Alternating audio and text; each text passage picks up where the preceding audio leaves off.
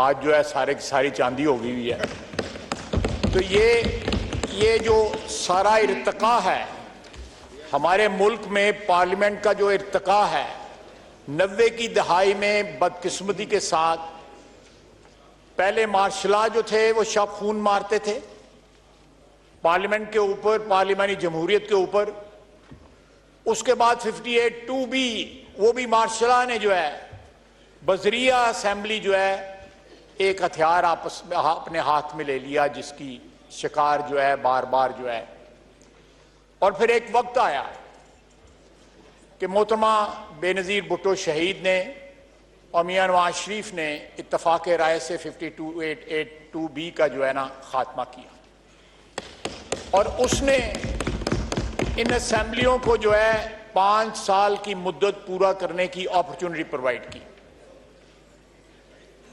फिर एक ही जो है वो रह गई हथियार, जो है वो मार्शल का हथियार था, जो अल्हम्दुलिल्लाह पिछले 24-25 साल में 99 के बाद जो है इस्तेमाल नहीं हुआ। लेकिन जनाब स्पीकर, मैं कोई कंक्लूजन ड्रॉ नहीं करना चाहता, या खुदा न खास्ता जो है मैं पिछले 10 या 15-20 साल की जो हमारी पार्लियामेंटी तारीख है उसके ऊपर कमेंट नहीं करना चाहता। लेकिन मैंने देखा है वक्त के साथ जो है हमारे यहां पे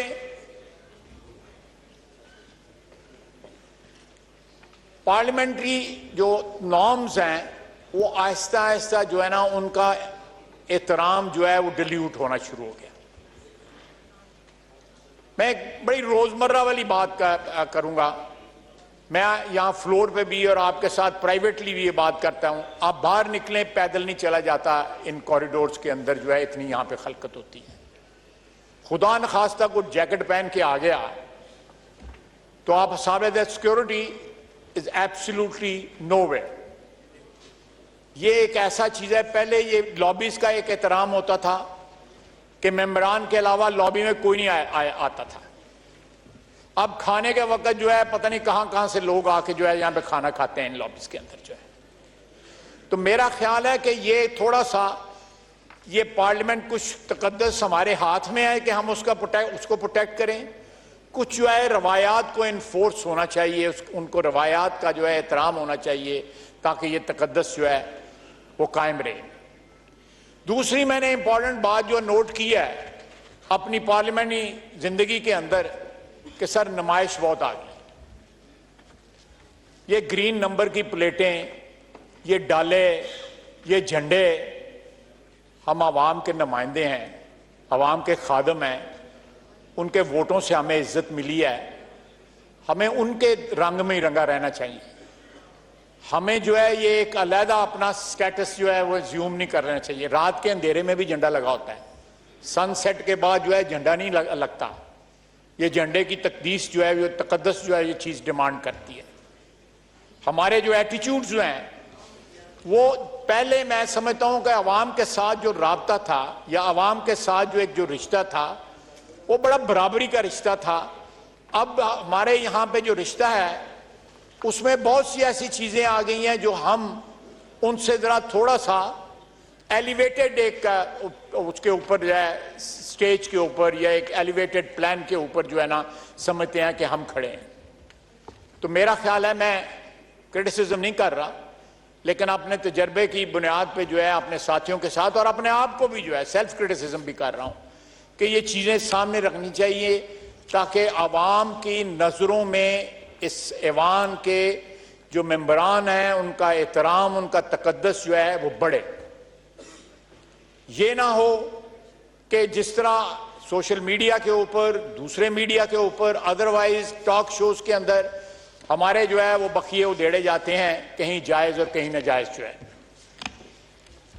जनाब वाला ये असेंबली जो है 14-15 महीने खत्म जो है हो रहे हैं आज इसके, और साथ इस असेंबली की जो है डिसोल्यूशन हो रही है। ये बड़े टर्मोइल वाले 15 महीने रहे हैं। नवंबर तक तो ये पता नहीं था कि आज जा रही है, कल जा रही है, कल सुबह होनी है, नहीं होनी, क्या होना है। नवंबर के बाद जो है एक स्टेबिलिटी जो है वो आई,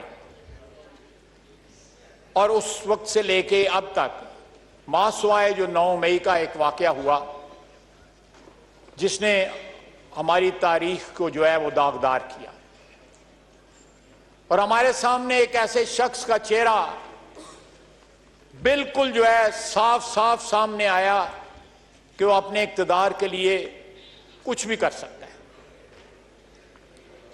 वो पाकिस्तान के जो अदारे हैं, उनके जो एस्टेब्लिशमेंट की जो इंस्टॉलेशंस जो हैं,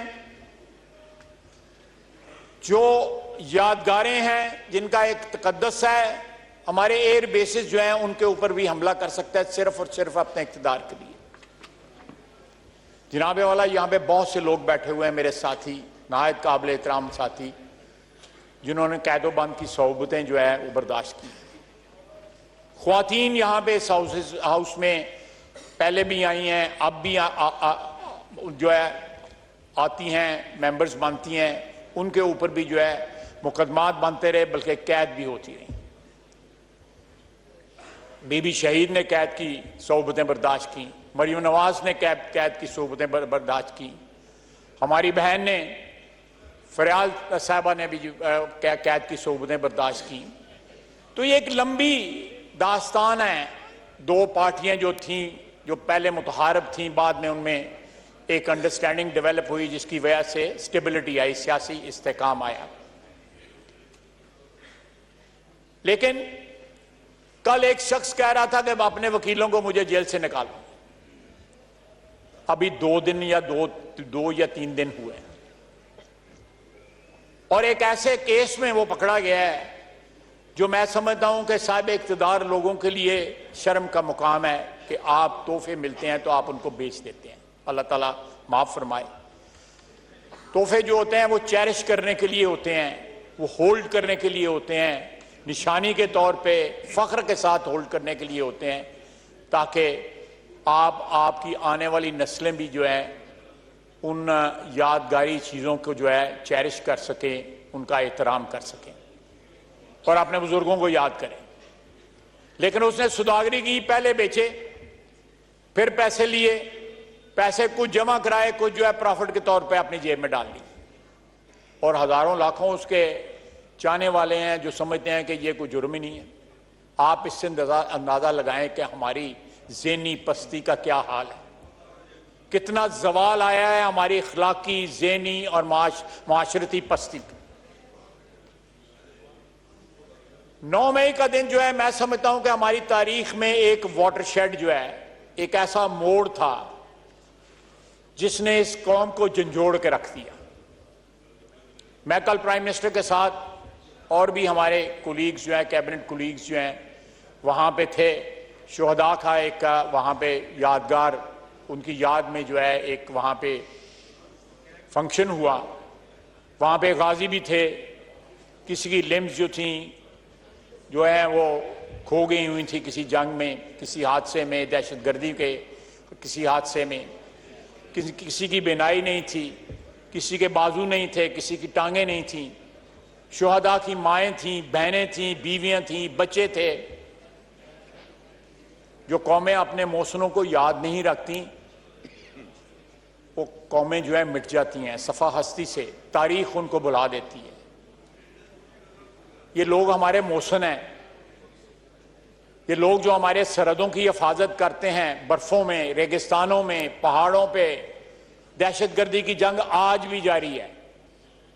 दुख के साथ कहता हूं कि 30-40 साल हमारे वतन ने जो है अफगानिस्तान में इन्वेस्ट किए, और हमें आज उसके बदले में क्या मिल रहा है? दहशतगर्दी का तोहफा। ये एक ऐसी जंग है जो अभी भी जारी है, और उस जंग के दौरान जो है आप जो है अपनी दफाई अफवाज के ऊपर हमला कर, जब उनका सियासी रोल होता है, जब वो हुक्मरान होते हैं, तो फिर किसी हद तक क्रिटिसिज्म जो है उनका जायज होता है, बनता है। लेकिन इस दौरान, हालत जंग के दौरान जो है, जो पीटीआई ने 9 मई को जो कुछ किया, जितनी भी उसकी मजम्मत की जाए कम है। जनाब वाला,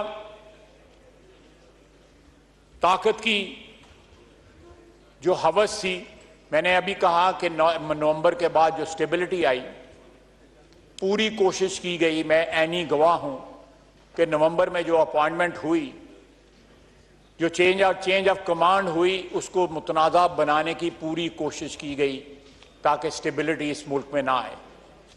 अल्हम्दुलिल्लाह स्टेबिलिटी यहां पे रिस्टोर हुई और इंशाअल्लाह ताला इलेक्शंस होते हैं, इसके बाद जो है नई कौमी असम्बली का नया ऐवान बनता है तो मजीद स्टेबिलिटी यहां पे आएगी।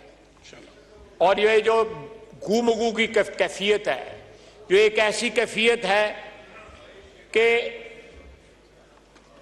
जो कैफियत जो हमें ना सिर्फ माशी तौर पे बल्कि माशरती तौर पे, इखलाकी तौर पे ये कैफियत जो है हमें जो है वो order in the house please.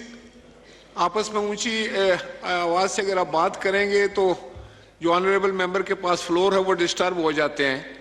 तो आज तो हैप्पी एंडिंग करनी है, खुशगवार माहौल में, अब मेरा ख्याल है। तो ख्वाजा साहब से भी मैं गुजारिश करूंगा कि सियासी तकारीर तो हम करते रहते हैं, आज खुशगवार माहौल में बातचीत होनी चाहिए। जी तशरीफ रखिए।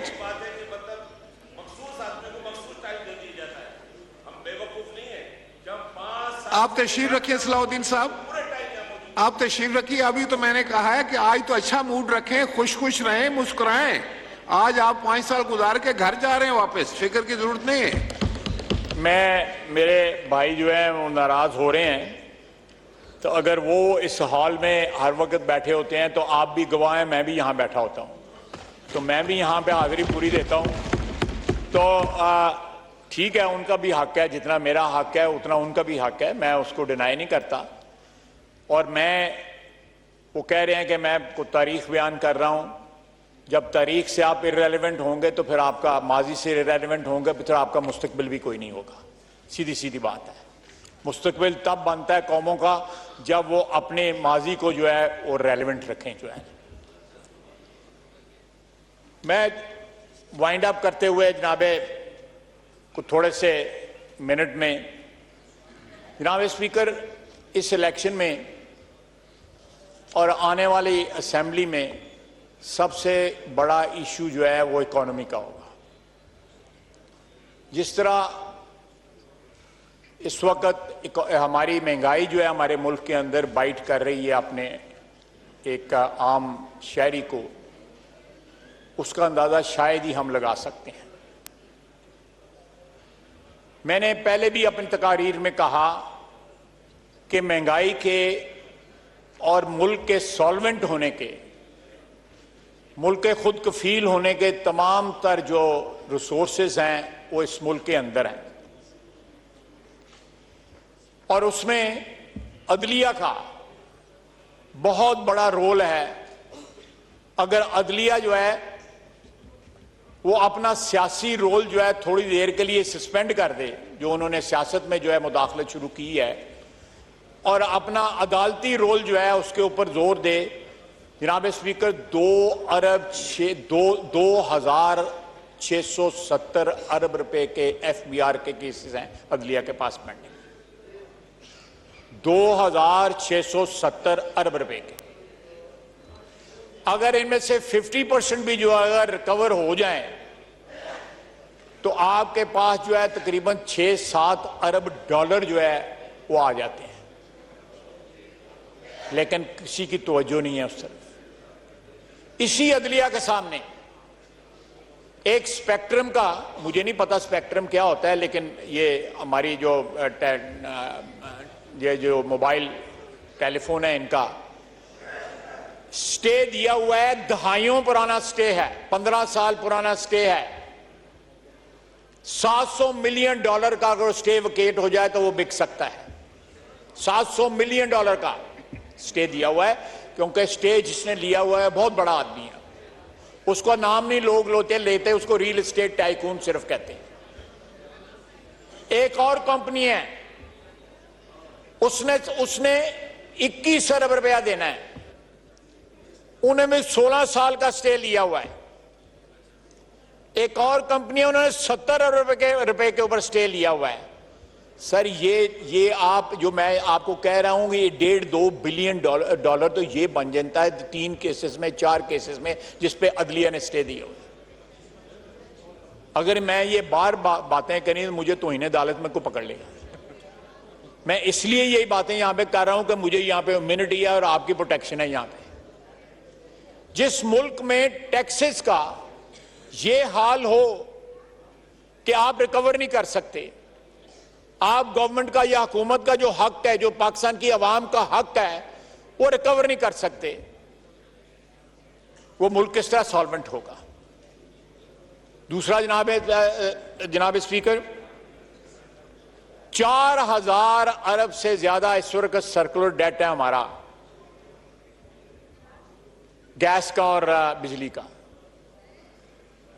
आप उसमें कमी कर रहे हैं। करप्शन जो है, जिस तरह हमारी करप्शन आहिस्ता आहिस्ता हमारे मुल्क के जो माशी ढांचे को खा रही है, बिजली चोरी, टैक्स चोरी, गैस चोरी, आप अंदाजा नहीं लगा सकते कि शहरों के दरमियान बड़ी बड़ी मार्केटों के अंदर 82% जो है वो बिजली चोरी होती है।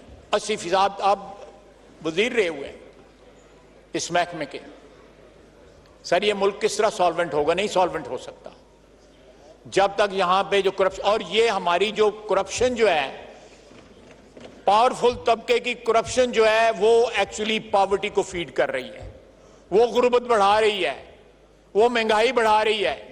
हमारे पास रिसोर्सेज फ्रॉम विद इन है, हमें किसी IMF की जरूरत नहीं है, किसी वर्ल्ड बैंक की जरूरत नहीं है 1-1, 1.5, 2-2 बिलियन डॉलर के लिए। और जब हमारे मुकदमात जो है यहां पे कई सालों से, कई दहाइयों से अदालतों में जो है, मैं ये मसला सिर्फ इसलिए उसका जिक्र कर रहा हूं कि कम से कम हो सकता है कोई जज साहिबान जो है वो सुन लें और उनको थोड़ा बहुत जो है कोई आ जाए ख्याल कि पाकिस्तान जो है उसको माशी तौर पर उसका इस्तेकाम जो है वो भी जरूरी चीज है। वो एक जज था, उसने डैम फंड इकट्ठा किया था। वज़ीर दिफा ख्वाजा आसिफ असम्बली में इजहार ख्याल कर रहे हैं। उनका कहना था कि पार्लियामेंट का तक़द्दुस हमारे हाथ में है, इसको कायम रखना चाहिए।